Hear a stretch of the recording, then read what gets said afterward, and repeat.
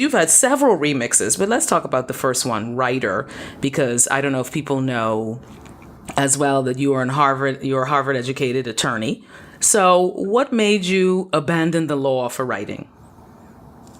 Is Well, I abandon think too it was strong? always no. Abandon is right. Abandon is Okay. actually a very good word for that process. I kind of always knew that I wanted to be a writer, and that the law wasn't for me. But Hmm. if you come from, and I think this is particularly true for African Americans and for people who are immigrants, some of us, our parents did not recognize an artistic career as a real job. Hmm. And so it's supposed to, that's great on the side, but who goes to school for writing?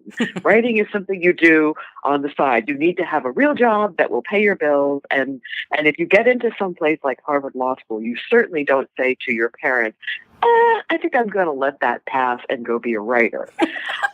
So for me, it was sort of like, well, I guess I will be going to law school, and hopefully law school will help me get back to what I really want to do, which is tell stories. Hmm. Um, and at the time I thought, well, maybe it would help me get a journalist career, but what quickly happened is I had massive debt and I needed to go practice law.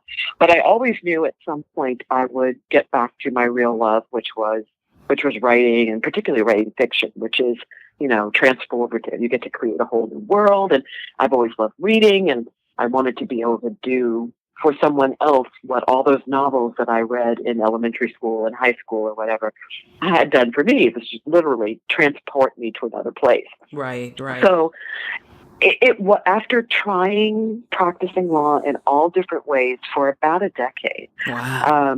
little more than that. And I literally did everything from practicing a big law firm to work for a lobbying organization to Hmm. teaching, Yes. Uh-huh. to working in the legal department of a publishing company. And that took me to Manhattan on September 11th, 2001. Oh. And that was, obviously a really memorable day. And Hmm. Hmm. I came out of the subway going to my publishing job, turned around and saw the second plane hit the second tower. Oh. And then ran to my office and watched the whole disaster at the World Trade Center is disintegrated on that day. Right. And then had to walk about 150 blocks to get home to my then 5-year-old daughter. And along that way, on the walk that day, I realized that I had been acting as if I had all of the time in the world to pursue something that I really wanted to do, when the fact really is you just never know when your number's up. You just never know what's going to happen.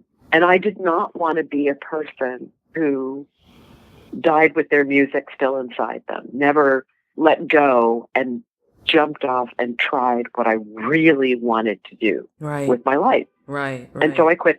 I quit that job. In fact, I never set foot back in that building again. Wow. I took my stuff. That day, I took most of what I needed out of that building and quit that job and embarked on being a writer.